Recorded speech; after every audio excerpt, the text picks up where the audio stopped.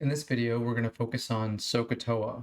SO stands for sine of theta is equal to opposite over hypotenuse. CAH stands for cosine of theta is equal to adjacent over hypotenuse. TOA stands for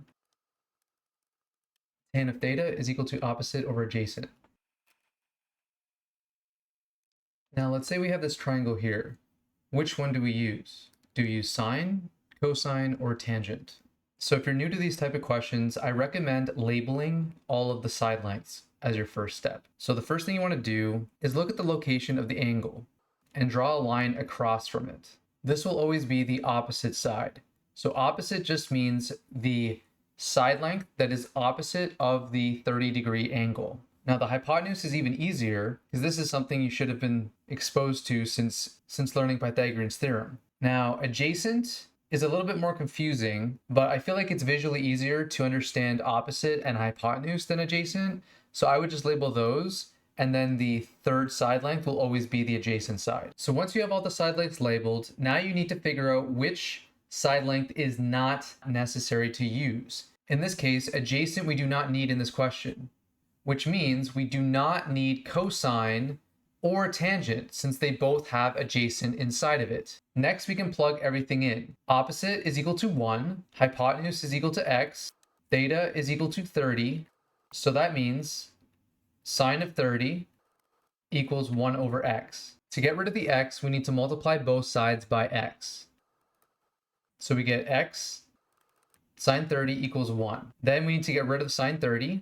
So we divide both sides by sine 30. So we get x is equal to 1 over sine 30. Now this is a special triangle, but for this video we're not going to be using special triangles yet. So instead we're just going to use our calculator to estimate the answer. And this equals 2. Okay, next question, same idea.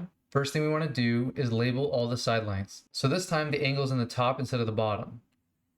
So opposite's actually going to end up being here. Hypotenuse didn't really change, it's still over here. And adjacent is over here. So again, we're going to end up using sine since we don't need adjacent. The difference here is the location of the angle has changed, which changed which side length was opposite. Last time we labeled this side length adjacent, where this time we're labeling it opposite. So keep that in mind. The location of the angle that you're talking about determines the position of the opposite and adjacent side. Don't always assume that it's going to be the same each time. Okay, then we plug everything in. To get rid of the 2, we multiply both sides by 2, and we get x equals 2 times sine 60, which equals approximately 1.73. This time we know the side lengths, but we don't know what the angle is. But we're still going to start off the same way. Label all the sides. This time we don't need the opposite side. Since sine has opposite and tan has opposite, that means we're going to use cosine. And we plug everything in and we get cos theta is equal to 4 over 5. Now we haven't talked about this before, but similar to how adding and subtracting, multiplication, division, and squaring and square rooting are opposites of each other, there's another opposite operation that we're going to need to know, which is cos inverse. What cos inverse does is it cancels out cosine and leaves us with theta is equal to cos inverse of 4 over 5. Now you can just go on your calculator and calculate that. And we get approximately 36.87 degrees.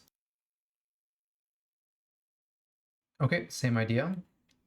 Opposite sides over here. Hypotenuse is still over here, and adjacent is down here. In this case, we don't need the hypotenuse. So we're going to go with tangent.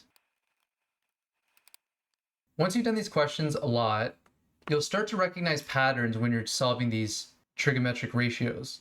You can actually swap the position of x and tan 45. This works because we're going to be multiplying both sides by x, which is going to get rid of it on the bottom right and bring it to the top left. And we're dividing both sides by tan 45, which is going to get rid of it on the top left and end up putting it on the bottom right. And then if you put that in your calculator, you get x equals 3.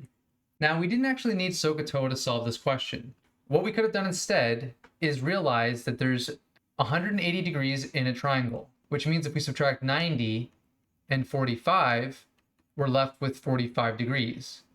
Since the angles are the same, this means that x must be the same as 3. So keep that in mind. If the angles are exactly the same, then the side lengths must also be exactly the same. That's it for this video. For homework, I want you to solve this entire triangle. That means you need to solve for x, y, and theta in this new triangle here.